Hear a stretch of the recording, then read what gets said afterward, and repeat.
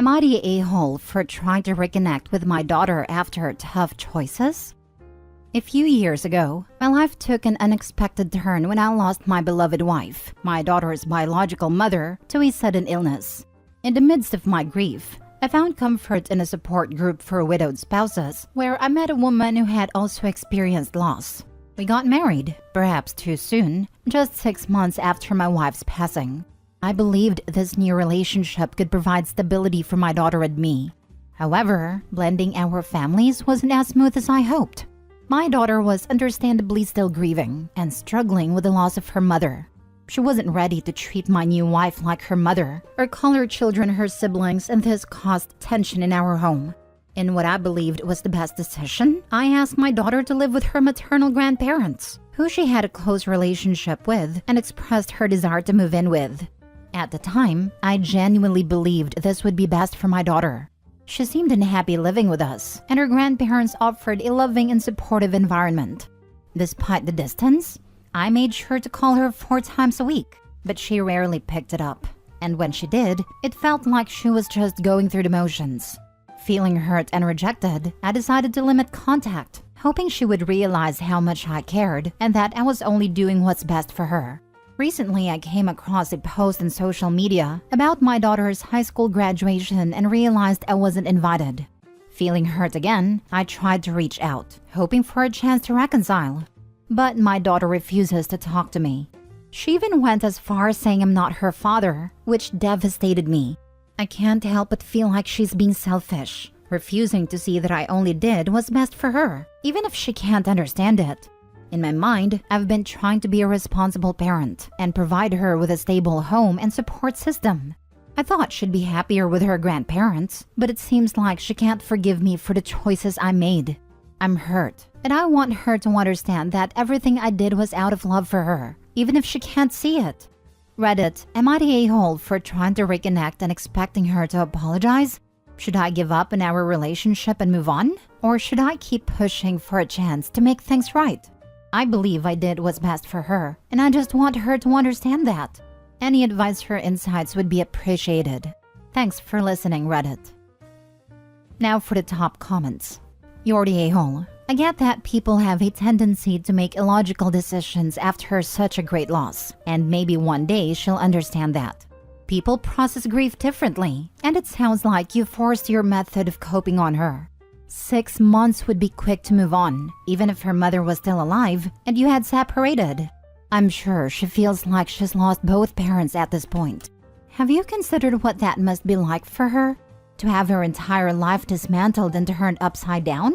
It seems like there's a lot you're leaving out with regards to how the new family situation turned out. And honestly, I'm very curious about where your family dynamic was before your wife's passing. You're the a-hole. If your kid isn't happy in your home, you don't send her to live with relatives out of love. You improve your home life.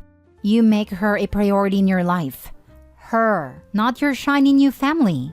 Instead, you bailed on her when life got tough. You gave her up. Funny how you keep repeating, "I did it out of love."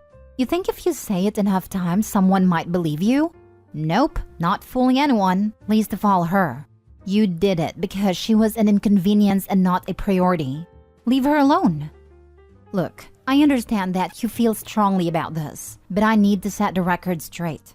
I never abandoned my child nor neglected her needs. Yes, I did get remarried, and I acknowledge that my timing may not have been perfect, but that doesn't mean I stopped caring about my daughter.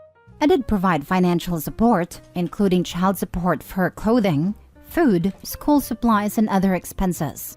I never shirked my responsibilities as a parent, and I did my best to be there for her even though we were living apart. As for expecting her to treat my new wife like a mom, I never forced her to do anything she didn't want to. I understand that forming a new family dynamic can be challenging, and I tried to be understanding of her feelings during that time. Yes, I made mistakes and I deeply regret any hurt I caused. But I want to make it clear that I have always loved my daughter and wanted the best for her.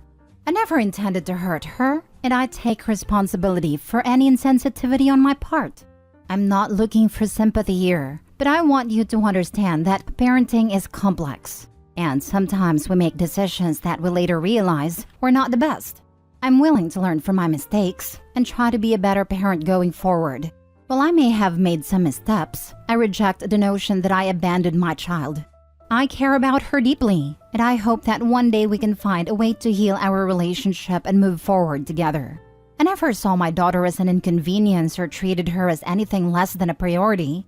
Her well-being has always been my top concern, and when she expressed her unhappiness, I thought living with her grandparents, whom she had a strong bond with, might be a better situation for her. I didn't make this decision lightly, and I believed it was the right thing to do at the time. I did call her regularly and tried to be there for her despite the distance, but she seemed distant and uninterested in talking to me. It's true that my life changed after my wife's passing, and I found a new partner with whom I built a loving family.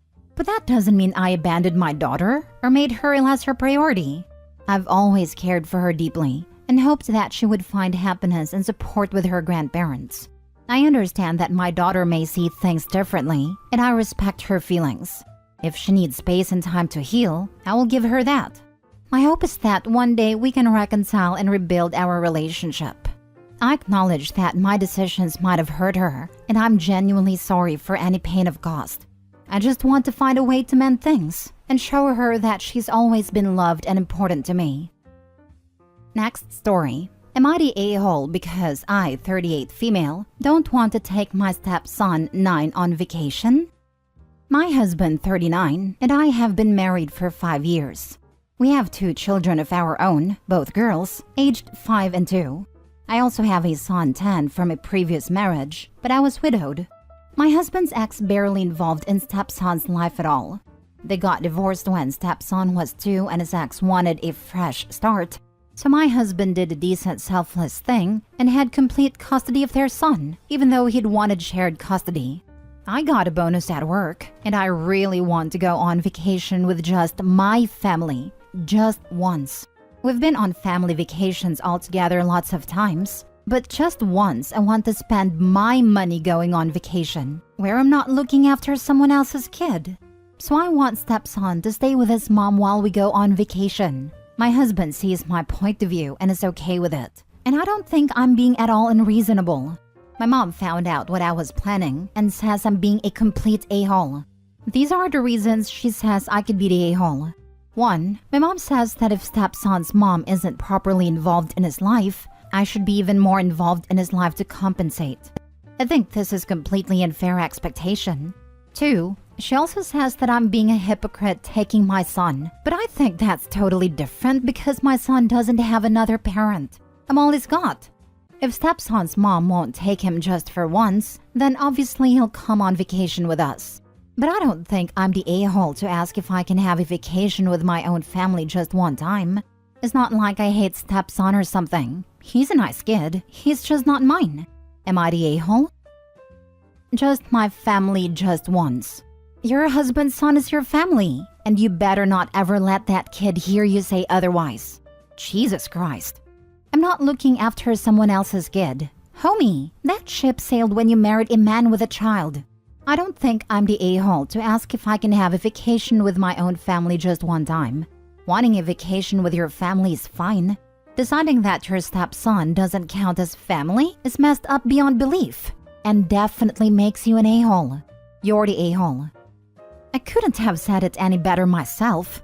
The audacity of this woman is honestly astonishing. I've been with my boyfriend for about 2.5 years, and I literally could never even dream of trying to tell him that I didn't want one of his 3 children to come with us on vacation. His oldest, 16 male, isn't even biologically his, and he still takes him whenever he picks up his biological children from their mother's house.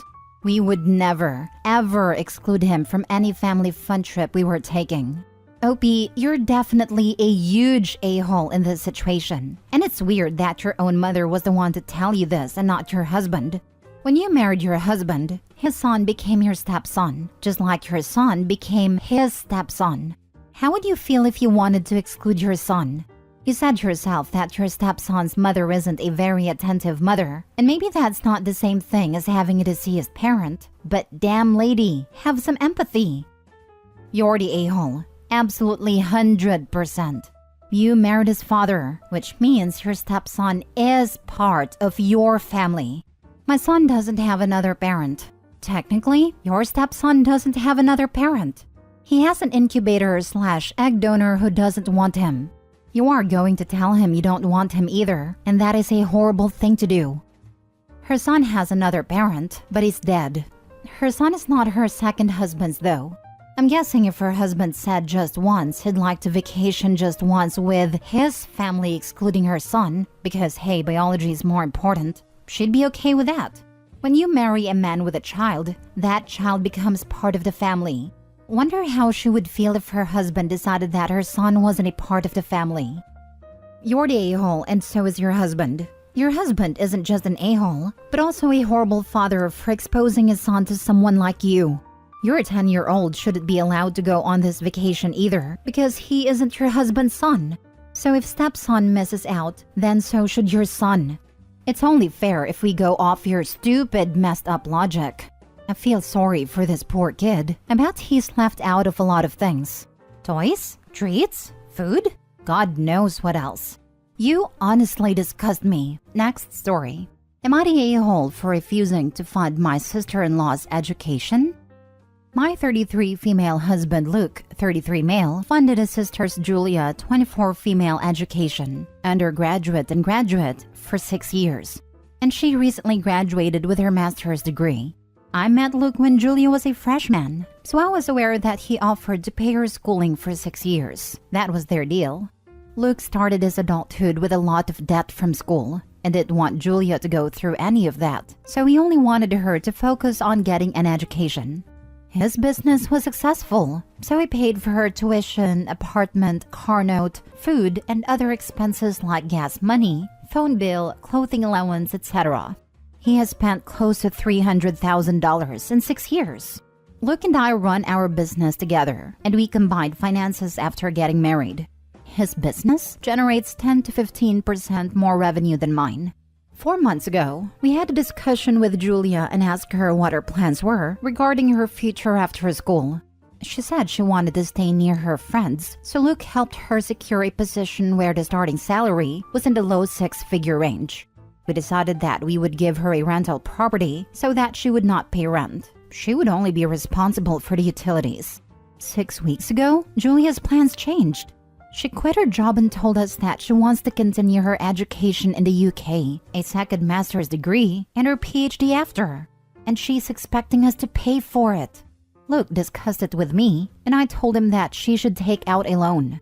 He paid for 6 years of schooling, pulled strings to get her into her career of choice, and we gave her a free place to stay. I don't think it's fair that we pay another $200,000 to $300,000 for Julia to avoid working and not deal with responsibilities.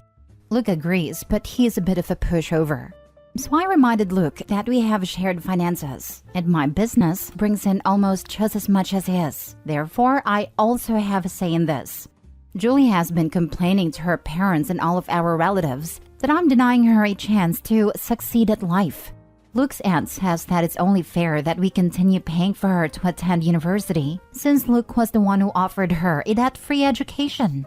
Am I the a-hole for putting my foot down and not allowing my husband to continue paying his sister's education, since I bring in half of our income? Not the a-hole. She had a free ride through her master's. You helped her get a job with a 6-figure salary and rent-free place. If she wants a second master's and PhD, she can do that either after working to save up the money or do it part-time while working full-time to pay her own way. Her sense of entitlement is frightening. You and your husband have done enough. Literally scary.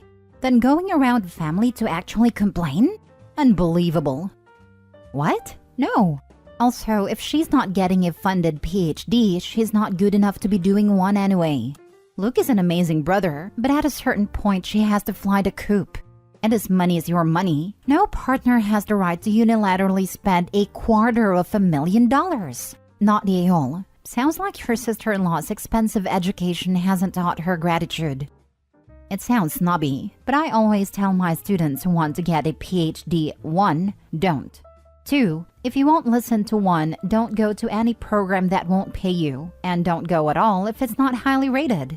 In a low-rated program, you'll do as much work, and it won't get you a job when you get done. Last story. Am I the a-hole for fighting for custody of my nephews? My 28th sister, Melissa, recently passed away.